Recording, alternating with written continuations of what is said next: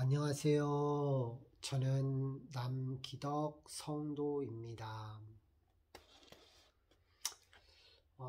한 주간도 잘 지내셨습니까?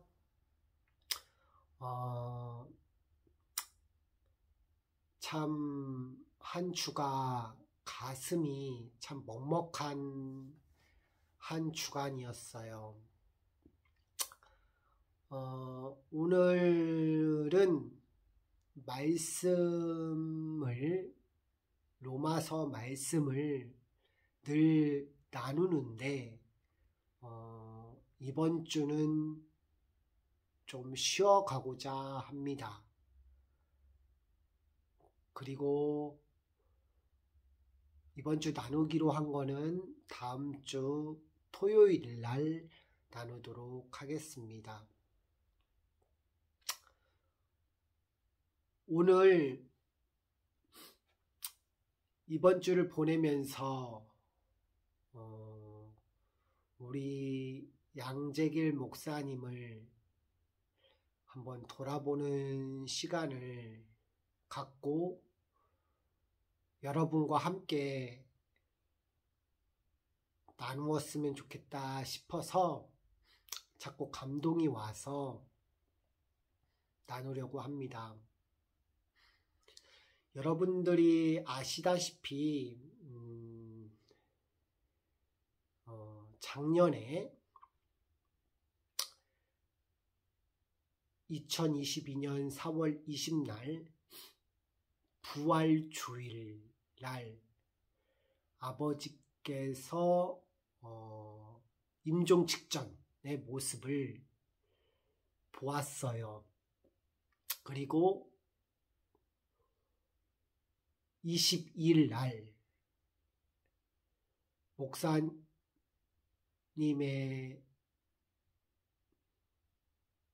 그런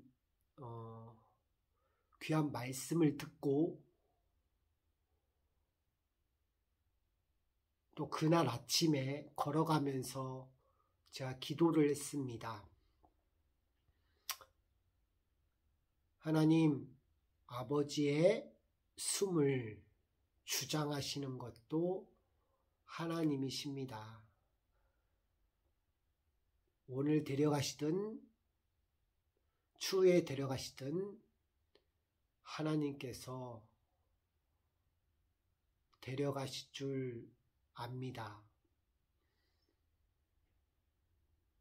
주님, 아버지의 숨을 주관하여 주옵소서 라고 하면서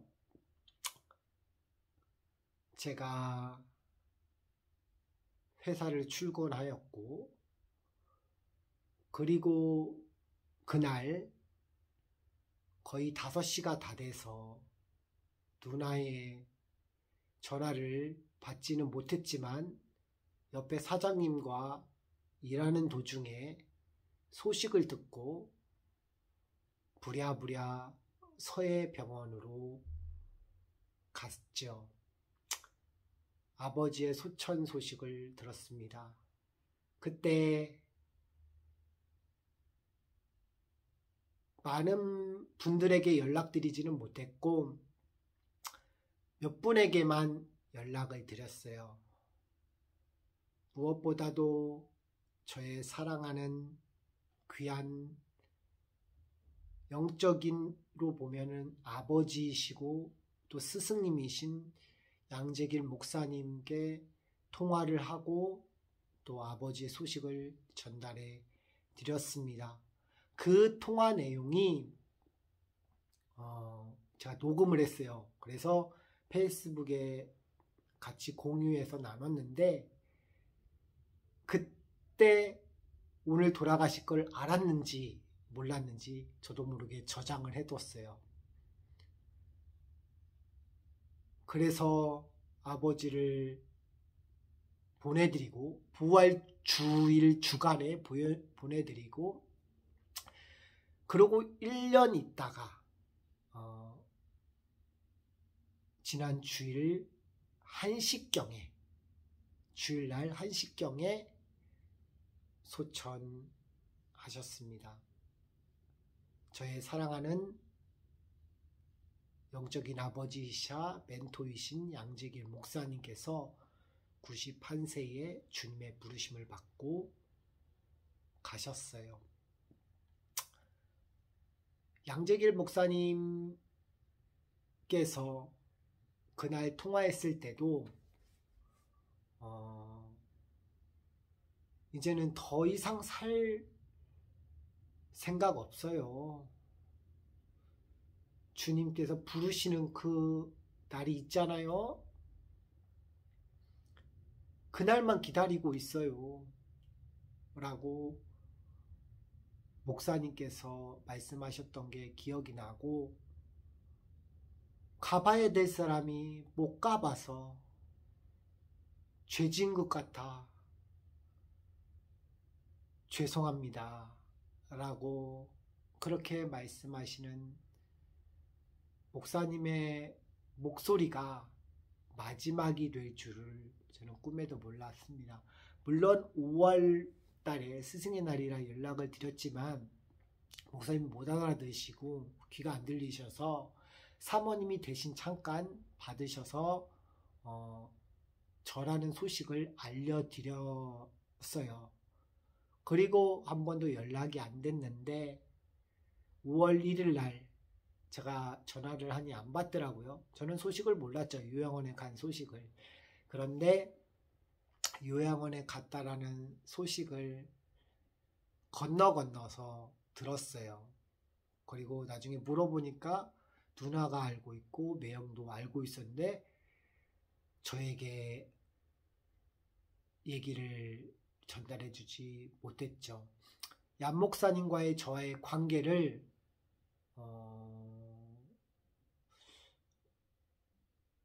우리 매형과 누나는 알라나 모르겠지만 너무 깊어요. 얀 목사님이 늘 저에게 말씀하시기를 호칭을 늘 남선생 하고 불러주셨어요. 이제 목사님께서 주일학교 교사를 하게 되었고, 그것도 6년을 정도를 했어요. 주일학교 설교를. 네. 그냥 공과 공부, 분반 공부가 아니라 주일학교 설교를요. 6년을 했어요. 그리고 20편이 넘는 설교를 전도사님도 목사님도 큰 교회 같은 경우는 부목사님도 쉽게 쓸 수 없는 그런 대예배, 그러니까 주일 오후 예배나 이제 수요 예배 그리고 금요 심야 예배 설교를 시켜주시고, 그리고 그 가운데서 훈련시켜 주셨었습니다. 물론 마지막 설교로 인해서 방황한 삶을 지냈지만, 그리고 또 성경을 보다 모르면 목사님께 늘 여쭈어 보았습니다. 그리고 그 가운데서 정말 모르는 부분이 있으면 알려주시기도 했고요. 얀 목사님의 모습에서 저는 예전에 그 영락교회 한경진 목사님 있잖아요. 그 한경진 목사님의 얼굴이 문현득 떠오르더라고요. 늘 사랑이 많으셨고 많이 또 나눠주시기를 또 좋아하셨고, 목사님께서 처음 뵌 거는 제 페이스북에 글도 올렸지만 이제 1998년에 누나가 결혼하고 나서, 제가 여름방학은 아니었던 것 같아요. 겨울방학 때 처음 갔던 것 같아요. 가서 처음 뵀었고, 이제 누나랑 매형이랑 가족들이 다니는 그 교회가 바로 보통리 교회예요. 마침 1987년도에 개척을 하셨더라고요. 제가 1987년생입니다. 4월 30일생인데 목사님께서 1987년도에 개척을 하셨어요. 그게 이제 시티에서도 간증하라고 했는데 간증하지 않고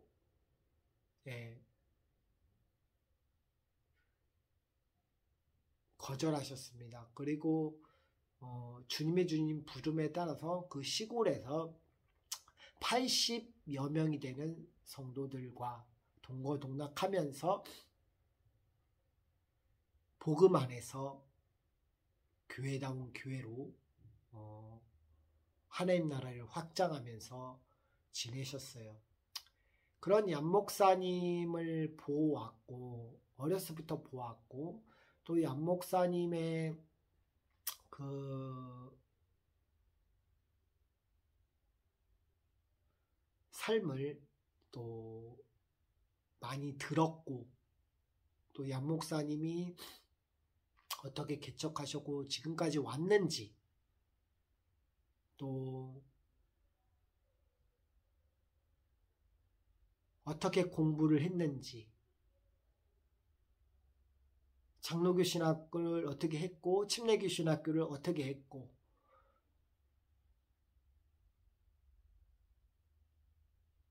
그 가운데서 어떻게 주의 말씀을 전하면서 살고 있는지에 대한 부분들을 많이 나눠주셨었기 때문에 기억이 나요. 이제 그래서 그 보통리 교회에서 방학 때면은 이제 가서 늘 목사님의 설교를 즐겨 들었었고 그리고 전에는 이제 요한이라고 해서 제 친구 이제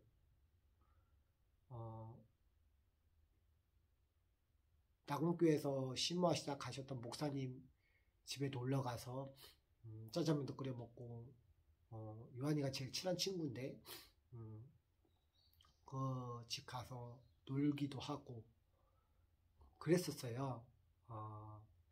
그랬던 기억이 있는데 그 가운데서 어쨌든 이제 누나가 결혼한 후에는 늘 겨울방학, 여름방학, 방학 되면 놀러 갔고 또 그 가운데서 거기 있는 형과 친구와 동생들하고도 많이 친하게 지냈었고 했어서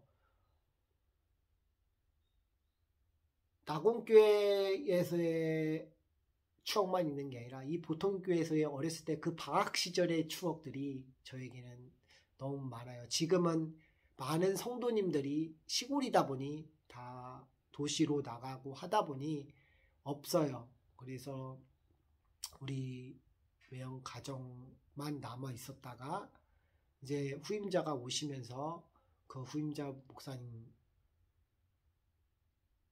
가족과 또 많은 지체들과 함께 지금은 귀한 후임자 목사님이 오셔서 하나님 안에서 그 보통의 교회를 세워가고 있는데 그때부터도 후임자를 두고 기도를 하셨었고 그리고 그 가운데 2005년도에 불나서 중앙침례교회에서 그때 우리 매형이랑 누나가 일일이 써가지고 다 편지를 보내기도 하였고 밤새 가면서 적어서 보내기도 했는데 마치 항동대의 그 김영기 총장님이 갈대상자 그 책을 읽었었거든요. 거기에서 나왔던 거와 같이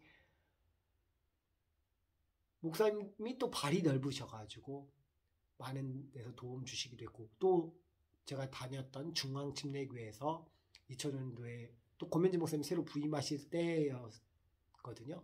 그럴 때에 받았고 600만 원 정도를 받은 걸로 제가 알고 있고 그리고 100권의 김장원 목사님의 100권의 책을 그 목사님의 이름으로 기증받았었고 그리고 그걸 가지고 제가 또 책도 관리도 하고 책도 보기도 했고 거기서 제가 성경 해석학이라는 책을 통해서 이따하게 두꺼운 책이에요. 근데 그 책을 통해서 참신과 참인간이란 무엇인가를, 이만하게 두꺼운 책이에요. 그 책을 다 읽었어요. 근데 그 책에서 참신과 참인간이라고 하는 그 존재에 대해서 제가 보게 되었어요. 그래서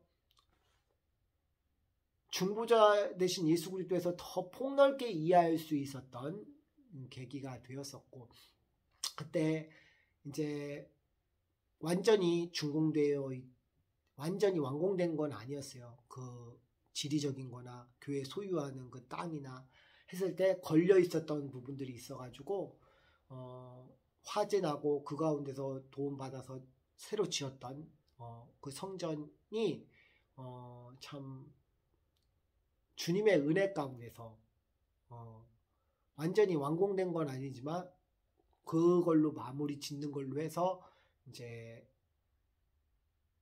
놔두게 되었는데, 어쨌든 그 가운데서 얀 목사님께서 참 고생을 많이 하셨죠.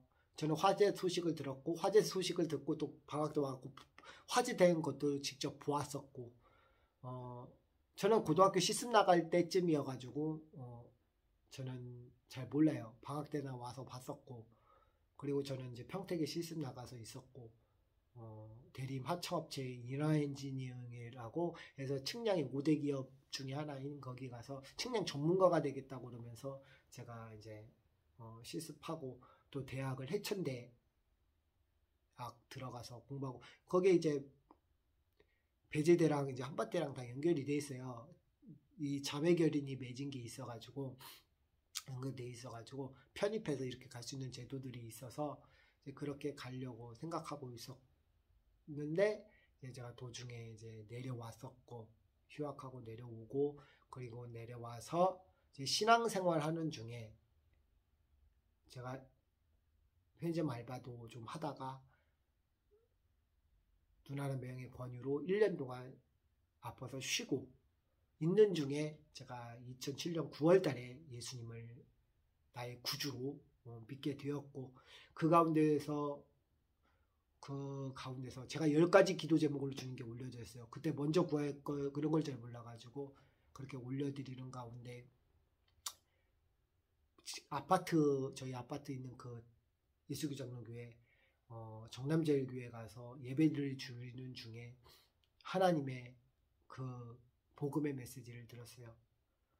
저의 문제들이 싹 되돌아보면서 그 문제 속에서 저의 죄를 보게 되었고, 저의 교만과 저의 분노와 고침받지 못한다는 그 불구와 같은 저의 그 모습을 통해서 그분이 나를 위해서 죽으셨다고, 그분이 나를 위해서 부활하셨다는 그 사실 가운데 내가 주님 앞에 나아갈 수 없는 존재인데, 그 가운데서 하나님께서 예수 그리스도 통해서 나를 구원하셨다는 그 사실을 알았어요. 성경 말씀을 들어서 안 건 아니었어요.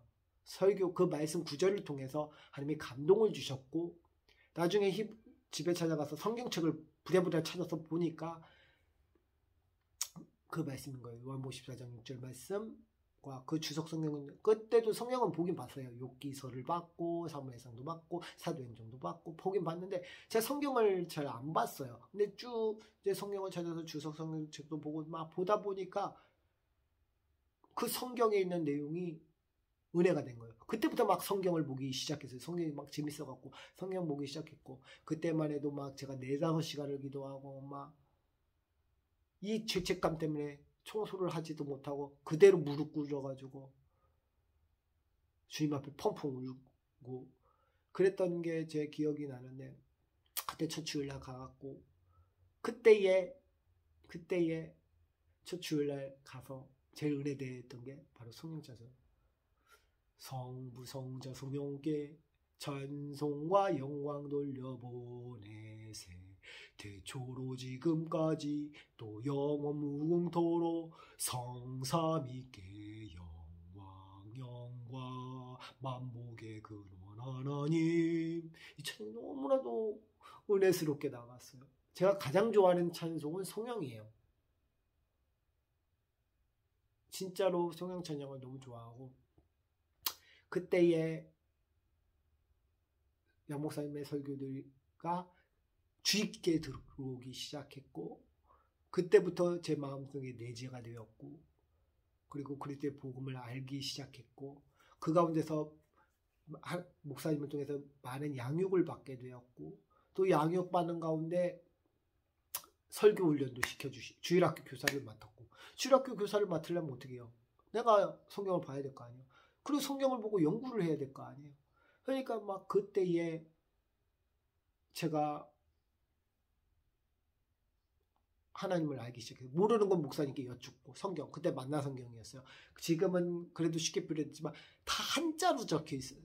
단어가 한자로 돼 있었어요. 청종 뭐 이런 걸 한자로 옆에 가로 열고 그게 표기됐어요. 거기에서는 하나님께서 가라사대 이렇게 표현 나와요. 그래, 그런 성경책을 보면서 목사님께 물어보고, 또 적어서 갖고 오라고도 그러시면서 하고, 또 설교도 하고, 또 중간에 설교 시간에 질문하신 게 구원관이에요. 제가 구원관도 잘 몰라요. 그건 몰랐어요. 근데 설교 시간에 질문하시는 거. 근데 아닥다리가 맞아갖고 딱 맞았어요. 바로 오실 예수 그리스도를 위해서 구원받고, 신약에는 오신 예수님, 다시 오실 예수 그리스도께서 우리를 위해 죽으시고 부활하심으로 구원받고, 죽으시고 부활하신 그분의 은혜로 구원받는다. 그게 양 목사님의 구원관입니다. 그래서 그 구원관을 심어주시고 계속 목사님께서 훈련시켜 주셨어요. 틀린 부분이 있으면 옆에서 이렇게 조정해 주시고 막 이런 식으로 하셨습니다. 그래서 이신칭의 교리도 마틴 루터를 예를 들어서 뿌리가 막히게 만들어 놓으시고, 제 이신칭의는 마틴 루터의 이신칭이에요. 마틴 루터가 주장한 이신칭의. 그래서 이게 완전히 뿌리 박혔어요. 예수님이 나의 구주이심을 믿음으로 구원받는다. 그분이 나를 위해서 죽으시고 부활하심으로 믿음 받는다. 그래서 제가 그거에 대한 확고함이 있어요. 확고함이. 그래서 그런 설교 훈련과 그러면서 이제 양 목사님께서 그렇게 하셨고, 설교를 한 20편 정도를 했을 거예요. 대예배 설교만 해도. 주일하고 오후 예배 설교를 제가 첫 설교 목사님이 시켜주셔가지고 설교학적인 측면에서 목사님이 많이 가르쳐 주셨어요. 그러면서 설교 측면, 제가 정장 입고 왔는데 막 걸어다니고 오고 가면서 그렇게 하면서 중국에서 제가 첫 설교를 잊지 않습니다. 바로 요한복음 20장 31절 말씀입니다. 제가 가장 좋아하는 설교예요. 거기에서 세 가지 대지를 가지고 설교를 했어요. 예수님의 전도, 예수님의 헌신에 대해서 말씀을 전했습니다. 첫째는 예수님의 헌신인데, 첫째가 뭐야? 예수님께서 전도하셨다. 예수님께서 복음을 증거하셨다. 그리고 두 번째는 예수님이 그 복음 증거의 내용이 있는데 그게 뭐냐? 예수님이 죽으셨다. 그리고 세 번째, 예수님이 우리를 위해서 부활하셨다. 그거였어요. 요한복음 14장 6절로 제가 예수를 만났기 때문에 그 복음을 증거해서, 그래서 제가 요한복음 20장 31절을 가장 좋아합니다. 그리고 요한복음 20장 31절은 요한복음 3장 16절이 성경 총체적인 대지라고 설명을 하잖아요. 근데 그 총체적인 대지와 대조를 이루고, 예를 들자면 컴퓨터를 보자면 하드웨어적인 게 요한복음 3장 16절이라면 소프트웨어적인 게 그걸 더 구체적으로 설명한 내용이 요한복음 20장 31절이에요. 그러니까 하나님의 사랑 자체를 얘기하는 건 요한복음 3장 16절이고, 그 자체를 풀어서 설명해 놓은 게 요한복음 20장 31절이에요. 거기서 오직 이것을 기록하면, 그 기록한 목적이 뭐야? 성경에, 거기서 요한복음의 목적이면 성경 전체의 목적이 뭡니까? 나에 대해 증언하는 것, 바로 예수 그리스도에 관한 것이거든요. 그게 요한복음 20장 31절이에요. 제가 가장 좋아하는 성경 구절이 요한복음 20장 31절입니다. 구약에서는 다니엘서 12장 10절 말씀을 참 좋아하는데, 어쨌든 요한복음 20장 31절을 가장 좋아하는 성경 구절로 제가 마음속에 있고, 그래서 그런 설교를 했던 게 기억이 나고, 그래서 제가 파워 설교라는 책이 있어요. 달라스 신학대학에서 했던 그분들의 총체적인 것을 해놓아가지고 파워 설교라는 책을 사다가 설교를 모르니까 그걸 보고 나서 그거에 대해서 1대지, 2대지, 3대지 그런 걸 짜가지고 성경 본문에 대한 이해를 시작을 하면서 설교 작성을 해봤어요. 근데 하나 설교한 준비하는데 일주일 내내 걸립니다. 네, 일주일 내내 걸려요.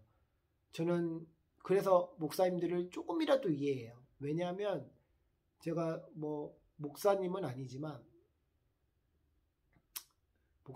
아니고 앞으로 목회자가 될 마음을 갖고는 있었었기 때문에 근데 지금은 그 방향으로 가지 않습니다. 방향으로 가지 않고 저는 충분히 이 가운데서 하나님이 주신 은혜를 누리고 있고 또 하나님이 또 그 가운데 하실 역할들이 있으리라는 생각을 해요.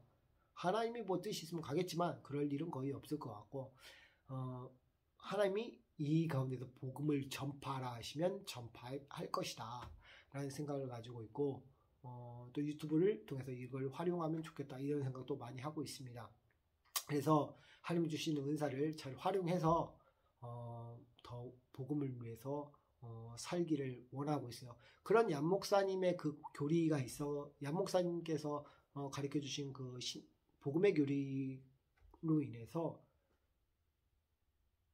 지냈어요. 그러나 제가 주 가운데 있었기 때문에 방탕한 삶 가운데서 방황한 시기가 있었기 때문에 그 가운데서 제가 이론에는 머릿속에 많이 있었는데요. 제가 뭘 알아내면요.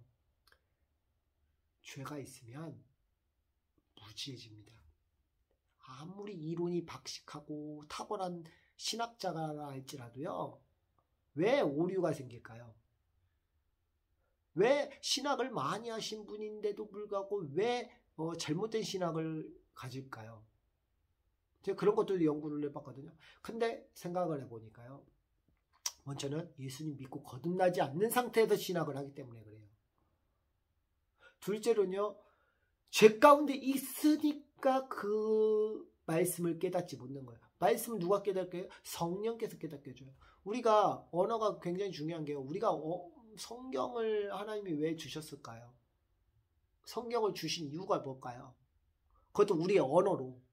우리는 하나님께서 언어 주신 거에 대해서 되게 감사해야 되는 게 우리가 신학을 주신 거를요.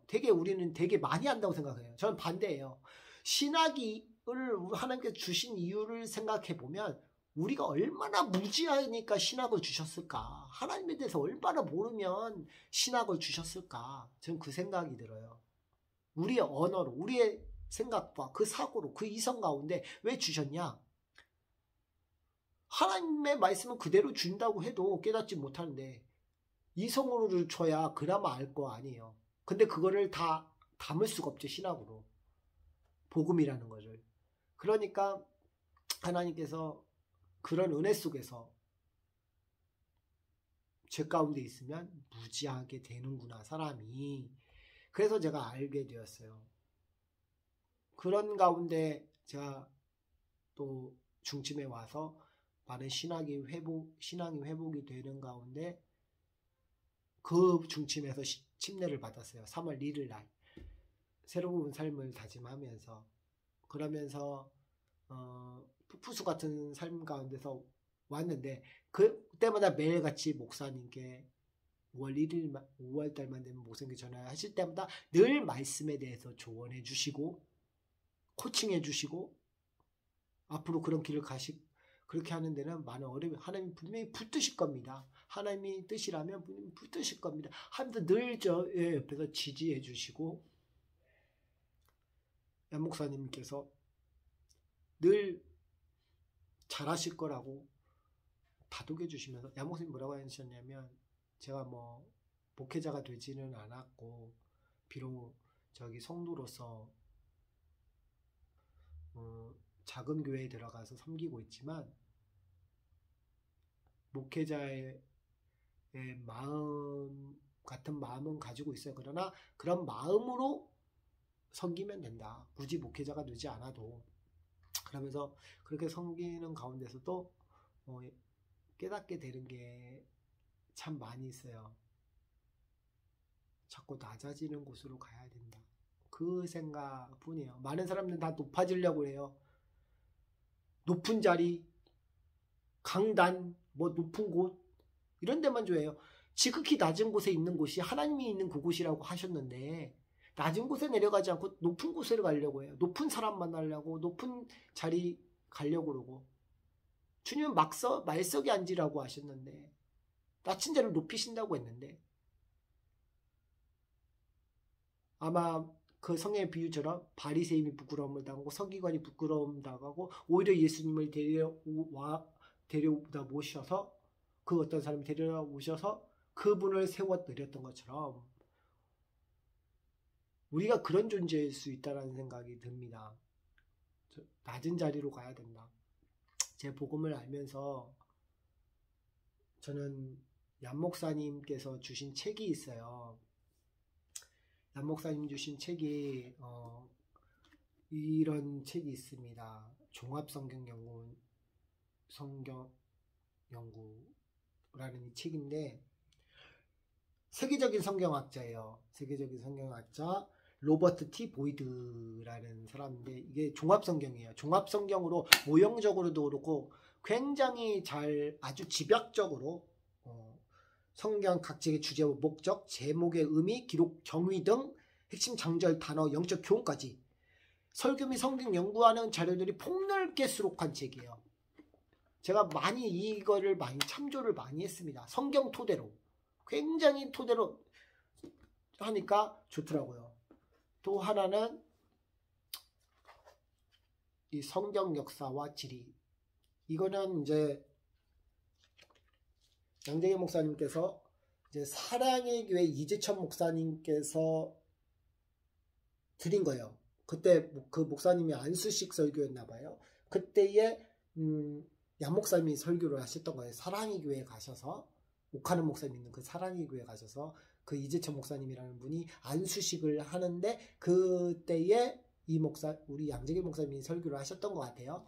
근데 이 김은중 목사님이 지으신 건데 이 목사님이 지으신 책, 목사님께서 이 책 2권을 저에게 주셔서 갖고 있습니다.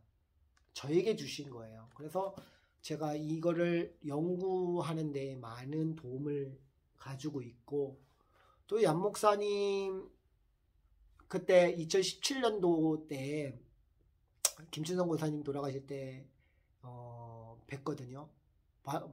저는 수원 연화장 갔다 왔는데 수원 연화장에서 마지막을 봤어요. 그래 목사님 집에 가서 송교 박사님의 설교집이랑 해갖고 주셨어요. 그때 밥도 주셨고 그때 사진 찍은 게 제 페이스북에도 그렇고 그 배경 사진이 그때 목사님의 둘째 따님이신 양지훈 집사님이 찍어주신 사진이에요. 그때 그런 책도 주셨으면서 요 책 한경집 보이십니까? 한경집 목사님의 기독교란 무엇인가 짧은 소책자예요. 이것이 뭐냐면 한경집 목사님의 1956년 기독교란 무엇인가라는 제목으로 기독교 방송에서 방송한 원고를 영락교회 선교부의 책에서 엮어서 그간 76판에 걸쳐 약 474만 부를 발행하였다고 되어 있거든요. 목사님의 그런 설교했던 내용들을 다 간추려서 이 짧은 속죄자로 이렇게 해놓은 거예요. 그거를 양 목사님이 가지고 계셨는데 요거를 주신 거예요. 이게 몇 페이지 안 돼요. 몇 페이지 안 돼요. 근데 기독교적인 핵심만을 또 쓰셨어요. 여기 보면은 57편이에요. 기독교의 원래 유래는 복음이라고 얘기를 하세요. 황경진 목사님은 원래 복음이다. 기독교의 유래는. 그래서 복음에서 시작됐다. 라고 얘기를 하셔요. 그리고 한경진 목사님을 통해서 영생에 대한 관점도 확실해졌어요. 그래서 이 한경진 목사님 참 귀한 분입니다. 제가 장로교에서 참 좋아하시는 분이 한경진 목사님, 동합중에 한경진 목사님, 또 이종윤 목사님을 참 존경해요. 그래서 우리 목사님이 또 장신대를 나오셨고 하셔서 그런지 참 그 목사님들이 좋고, 그래서 한경재 목사님을 배도자라고 보는 사람들이 있는데 저는 그렇게 보지 않아요. 그분의 삶을 보면 그분의 마지막 설교나 다 들어보시고 그런 얘기를 하셨으면 좋겠다. 그는 5.16 군사정변 때에 그분이 반공주의자였거든요. 반공주의자였다 보니까 그 조항들을 볼 때에 반공의 공산화에 우리나라의 공산화의 것을 알고 그것들을 막기 위해서 하신 거예요. 독재를 원해서 독재의 위치에 서신 게 아니고, 그리고 WCC에 대한 부분도 그분의 삶을 들여다보면 그분이 가입하길 그것이 그렇게 됐다고 보지를 않아요. 원래 WCC가 계속 초창기에 그렇지 않았어요. 원래 그 종교다원주의가 종교다원주의 때문에 WCC가 들어온 게 아니에요.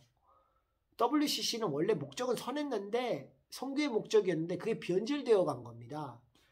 그렇기 때문에 WCC에 대한 부분에 대해서 나중에 이렇게 될 것이라고 하는 판단을 잘 못하셨던 거지. 그런 부분에서 살짝 무지하셨던 부분이 있는 거지. 이분이 그걸 하나로 배도자로 몰아가는 거, 배교자로 몰아가는 거는 저는 문제가 있다고 생각이 됩니다.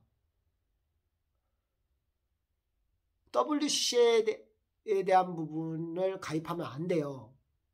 종교다원주의자예요. 그걸 안다고 하면 그런 거는 뿌리채 뽑아야 됩니다. 그러나 그분이 모르고 그렇게 한 부분을 가지고 그분이 마치 배교자처럼 몰아가서는 안 됩니다. 그런 균형을 잘 설명해 주셔야 돼요. 그런 것들에 대한 부분을 이번에 최근에 이한희 목사님의 그 영상을 보면서 느꼈는데, 종교다원주의라 WCC에 대한 부분에 있다고 해서 다 그런 것이 아니다, 종교다원주의다라고 보면 안 된다라고 하는 부분에 제가 정말, 그리고 통합 측에 있으시고 그 모든 정황을 아시고 그런 자료와 이런 것들도 분명히 보신 부분들이 있기 때문에 얘기하셨다고 저는 보거든요. 근데 우리는 그런 걸 보지 않고 먼저 판단해 버리잖아요. 우리의 판단은 정확하지 않습니다.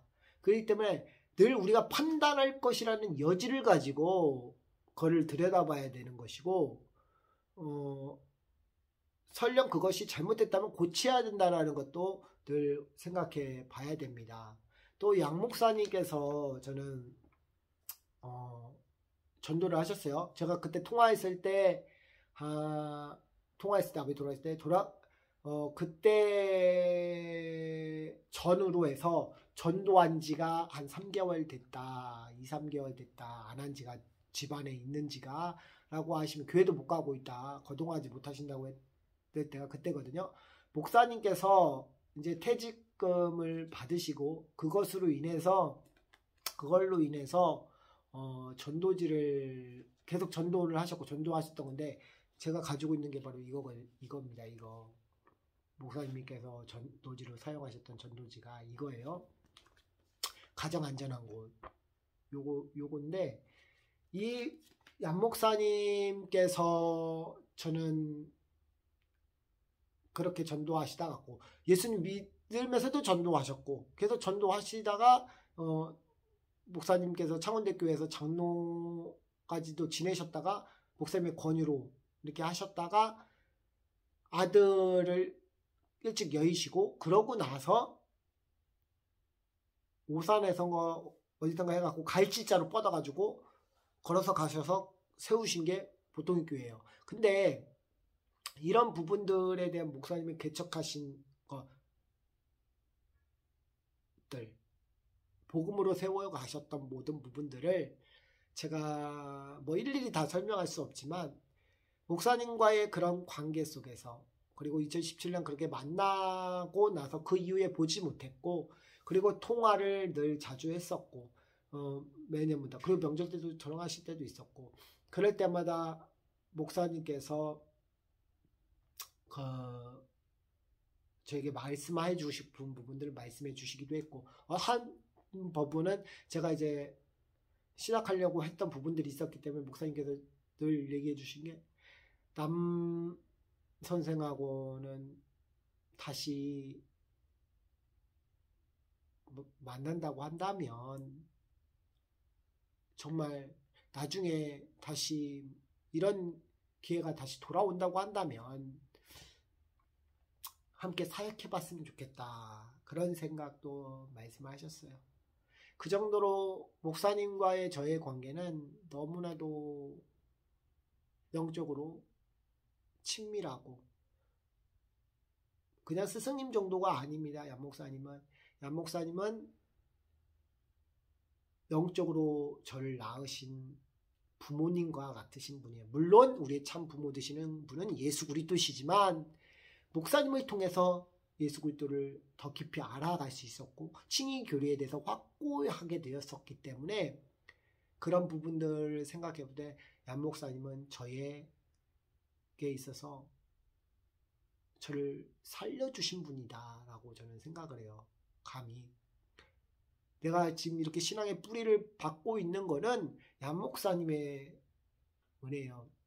그리고 제가 얀 목사님이 그렇게 2017년도 보고 그 이후에 못 봤잖아요. 하나님이 아셨는지는 잘 모르겠어요. 그런 걸 생각하면서 제가 2019년도 우울증을 겪고 그러면서 힘들었어요.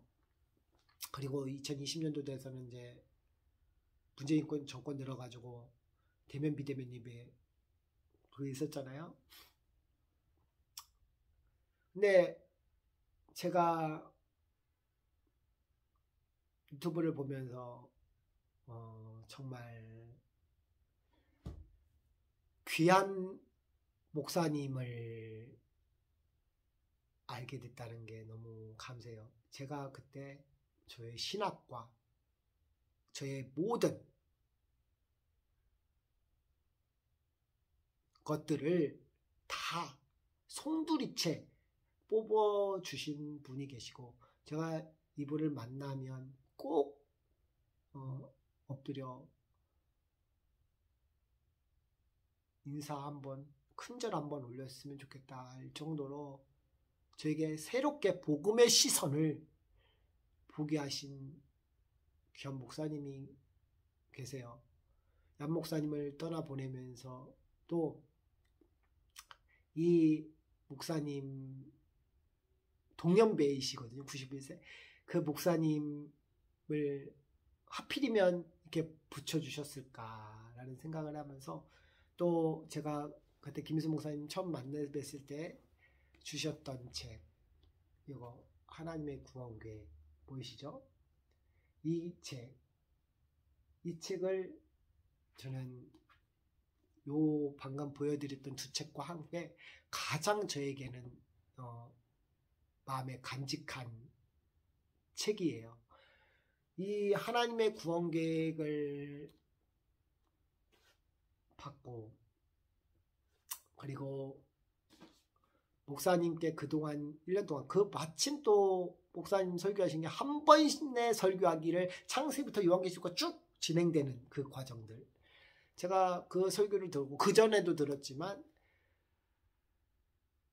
목사님에게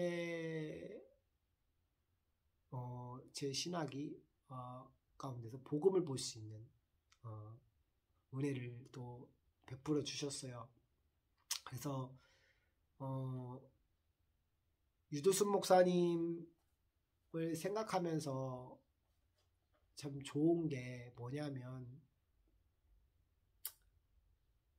참 저희 얀 목사님도 봤지만 그렇게 목사님들 중에 그렇게 겸손하신 분 한 번도 못 봤어요. 제가 이번에 욥기서를 봤는데요. 여러분 꼭 들으세요. 그 욥기에 관련된 말씀들, 사람을 참 낯뜨겁게 만드세요.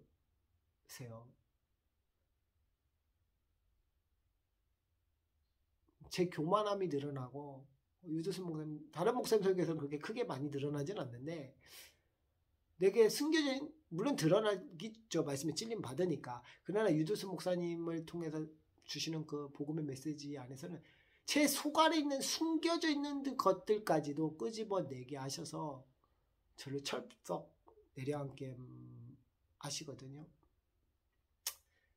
그런 목사님들 뵐 때마다 저는 너무 존경스럽고, 그래서 목사님께 많은 가르침을 주시기를 늘 바라고 있습니다. 목사님께서도 건강하셨으면 참 좋은데 앞으로도 더 건강하셨으면 좋겠어요. 제가 이번에 양재길 목사님을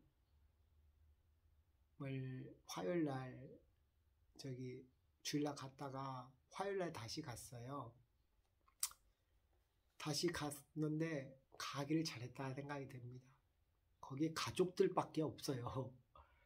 외부에 있는 사람이라고는 저 한 사람이에요. 저 한 사람. 얼마나 불편할까요? 제가 그날 전화를 드리고 갔어요. 무작정 가서 그때 사모님이 또 우시고 이제 화장으로, 거기서는 또 안 보여주대요. 화장하는 거 전에 이 아버지 입관할 때 또 그걸 봤는데, 얼굴 봤는데 안 보여주더라고요. 근데 또 그냥 화장장으로 바로 넘어가더라고요. 그때 사모님이 얼마나 우시는지, 그 가운데서 집사님, 사모님 큰따님께서 또 위로해 주시고 그러는데 저도 울컥하더라고요. 그리고 사모님하고도 조금 얘기도 하고, 목사님 아드님 중에서도 인사하고 얘기도 나누고, 제가 주일학교 시절에 가르쳤던 아이들이에요. 또 자주 목사님 손녀들인데, 태명이, 예진이, 다빈이, 그런데 그런 친구들은 이제 제가 자주, 그때 보통에서 피아노를 쳤으니까 예진이는 지금 잘 돼요. 그들하고 또 어떻게 나중에 커피 교제를 했는데, 또 태명이가 또 수원여까지 또 데려다주고 했는데, 참 그 집사님 자녀들 보면서 제가 그 승걸이라는 친구한테도 얘기했어요. 교회 다녀라. 목사님 생각해서라도, 할아버지 생각해서라도 교회 다녀라 또 하고 했는데, 이 아이들 옆에 태명이도 너도 교회 다녀 그러면서 이제 얘기도 했는데, 목사님 자녀들을 위해서 좀 많이 기도해 주세요. 제가 주일학교 때도 뭐 늦게 오니까, 주일학교가 9시에 시작하고 하니까 많이 저기도 못하고 하는데, 그래도 가끔 자주 주일학교 예배에 참석해서 주일학교 일원으로서 예배 드리기도 하고 그랬었거든요. 제가 말씀 전하기도 했고, 그리고 또 기억나는 친구가 있어요. 한두이라는 친구가 있는데, 그 친구는 저희 맹도 그렇고 저도 그렇고 전도하려고 했던 친구였는데, 그 친구가 이제 방황하기도 했고 하지만 알코올 중독 어머니를 두고 그랬었는데, 하여튼 그런 여러 가지 상황도 있어요. 늘 집에 찾아가서 그 단장판 되어 있는데 거기서 빗물이 주르륵 때리는데 세수대 받아 두고 또 그렇게 그런 형편이거든요. 근데 냉장고에 보면 술이 있고 막 집안이 난장판이고 막 그런 집이에요. 근데 그 친구가 머리가 되게 좋은데 왜 그런지 학교에서도 공부 잘한다고 소문났고, 그런데 그렇게 원래 술 안 먹겠다는 애가 술 먹고 뭐 게임하고 그렇게 하는지.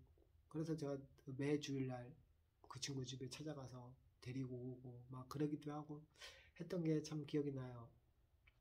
그랬던 주일학교 애들이 그때 고등학생이었으니까 저는 얼마 차이 안 나죠. 그래서 제가 또 많이 가르치고, 또 지금 목사님 손자 손녀들 중에서도 많이 교제했었던 친구들이라 나를 기억해? 하니까 다 기억을 한대요. 쪼맨했을 텐데, 다빈이 같은 아이들은 조금만 했을 텐데 기억하고, 예진이라는 목사님 외손녀는 피아노 치고 있었고. 나는 몰라보겠는데? 저는 잘 몰라봐요. 지금 보고 있는 분도 막 10년 이상 있다가 보면 몰라볼 거예요. 아는 척을 하셔야 될 거예요. 그럴 정도로 너무 그랬어요. 그리고 마지막까지 가는 날까지 함께 있었습니다. 수목원에 있다가 와가지고. 근데 사모님께서 이렇게 5만 원을 주시는 거예요. 와줘서 고맙다고. 5만 원 얼마 안 되는데 얀 목사님이 2017년도 김수호 권사님 저기 돌아가시고 이제 목사님 밥 먹고 목사님 또 칠주 주시고 막 싸들고 왔거든요. 그때 중침에 가서 금요 예배 드리고 갔는데 그때 가는데 지금 예담중앙학교하고 가까워요. 목사님 집이 가깝습니다. 그 사랑교회인가 더 사랑교회인가 그 교회 다니세요. 큰 교회 다니세요. 근데 목사님께서 배웅을 해주시는데 그때 5만 원을 그때 차비하라고 주셨는데 사모님이 정말 와줘서 고맙다고, 정말 와줘서 고맙다고 하면서 이 또 5만 원을 또 주시네요. 그러니 내가 이거는 갖고 있겠습니다. 간직하고 있겠습니다 하고 지금 놔뒀는데 꼭 간직하려고 합니다. 참 사모님도 목사님 못지않게 주는 걸 좋아하셔요. 그렇게 목사님을 만나서 너무 좋았고 이제 떠나보내면서 다시 소중한 분을 보게 됐는데 우리 주 예수 그리스도를 보게 되었다. 이런 목사님들과의 관계도 그렇고 제가 이 한 말씀만 보고 마칠게요. 우리 밝은빛 교회 김인수 목사님도 그렇고 김사면 목사님과의 관계도 그렇고 또 많은 페이스북에 있는 분들과의 관계도 그렇고 목회자분들이 꽤 많아요. 관계도 그렇고 또 우리 가족과의 관계도 그렇고 지금 현재 다니고 있는 우리가 꿈꾸는 교회 식구들과 목사님도 그렇고 보면서 제가 이 말씀 보는데 그게 파노라마 같이 지나가더라고요. 에세드 목사님도 그렇고 제가 기도하고 있는 목사님들 대부분도 그렇고 한번 이거 읽고 마칠게요.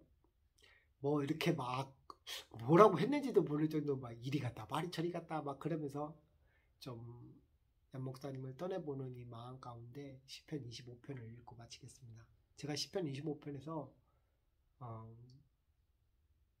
깨달은 것도 있지만 주의 깊게 보게 됩니다. 복음을 사수해야 된다라는 것도 이런 데서도 보게 되고 시편 25편 읽을게요. 여호와여 나의 영혼이 주를 우러러 보나이다. 나의 하나님이여 내가 주께 의지하였사오니 나로 부끄럽지 않게 하시고 나의 원수로 나를 이기어 개가를 부르지 못하게 하소서. 주를 바라보는 자는 수치를 당하지 아니하려니와 무고히 속이는 자는 수치를 당하리이다. 여호와여 주의 도를 내게 보이시고 주의 길을 내게 가르치소서. 주의 진리로 나를 지도하시고 주의 진리로 나를 지도하시고 교훈하소서. 주는 내 구원의 하나님이시니 내가 종일 주를 바라리이다. 여호와여 주의 공효하심과 인자하심이 영원부터 있사오니 주여 이것을 기억하옵소서. 7절 그 가르쳐달라는 게 7절과 연관이 되죠. 여호와여 내 소시라고 하는 거는요 옛적에라는 말이 옛적에 내 여호와여 내 소시에 내가 옛적에 지은 죄와 허물을 기억하지 마시고 주의 인자하심을 따라 나를 기억하시되 주의 선하심을 인하여 하옵소서. 8절 여호와는 선하시고 정직하시니 오르시니 고드시니 그분의 의를 생각하게 되죠. 하나님의 의. 그러므로 그 도로 인해서 이 죄인에게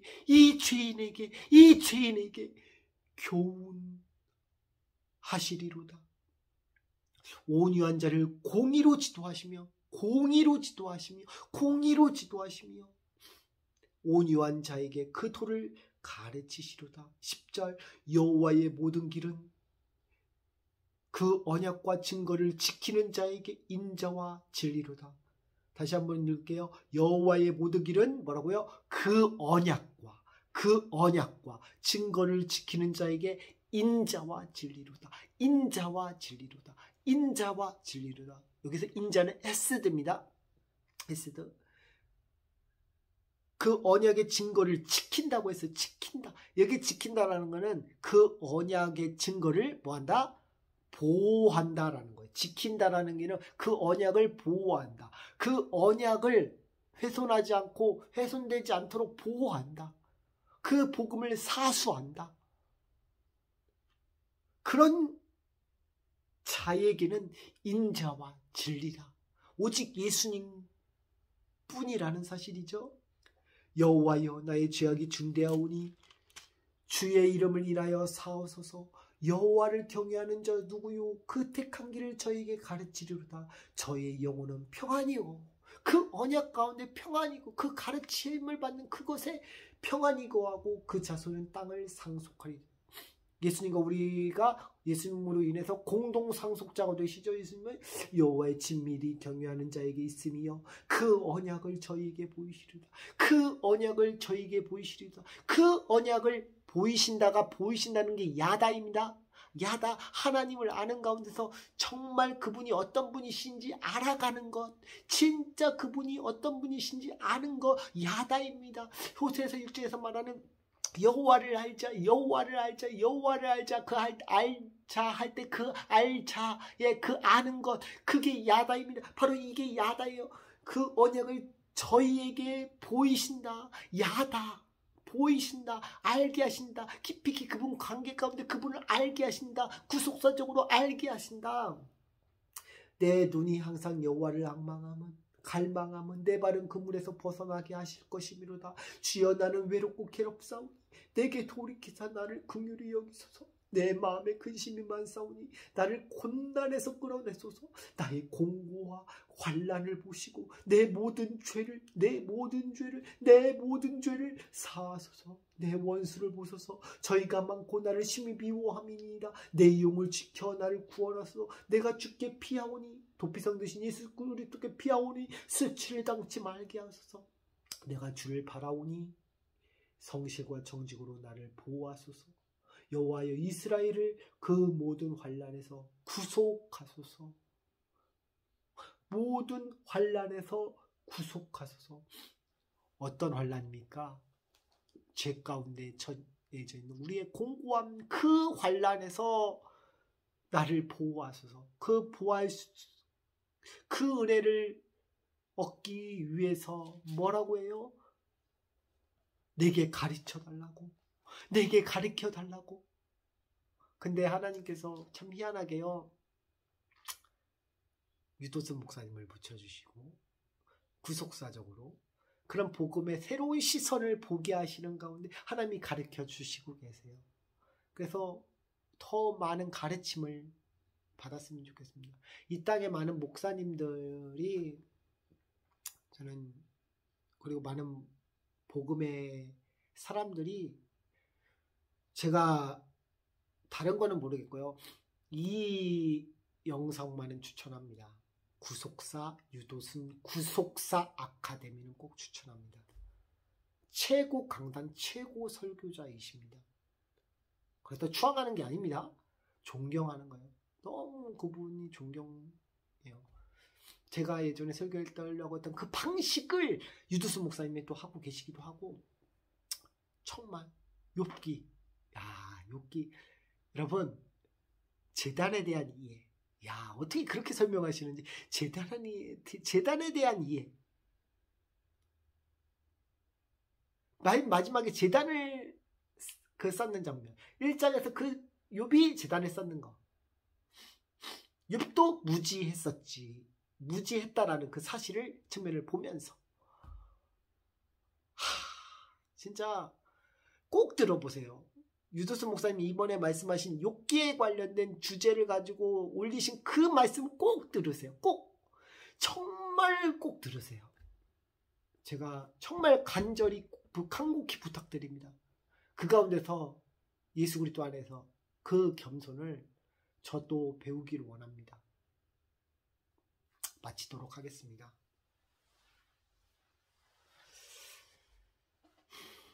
사랑에 많으신 하나님, 사랑하는 나의 아버지, 영적인 아버지, 양재길 목사님을 보내드리고 육신의 아버지도 보내드렸지만 보내드리고 나의 더 소중한 한 분, 나를 위해서 죽으시고 부활하신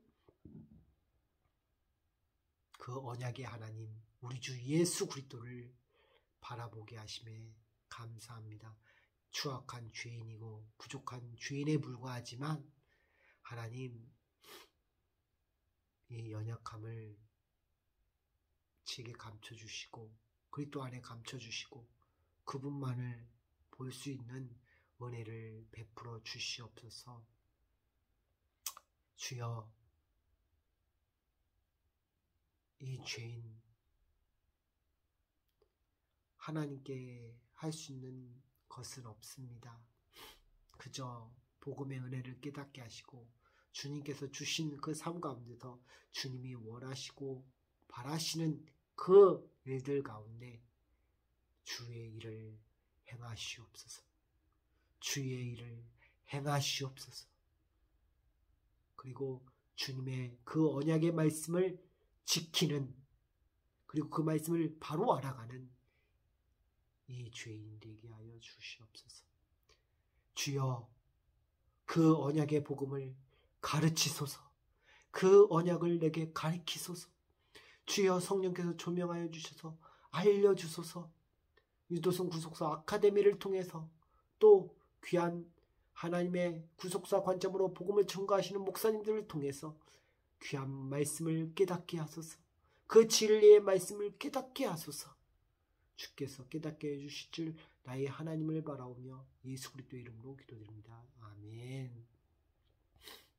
두서없이 얘기했는데 그냥 좋게 봐주세요. 내일 복된 주일 되시길 바랍니다.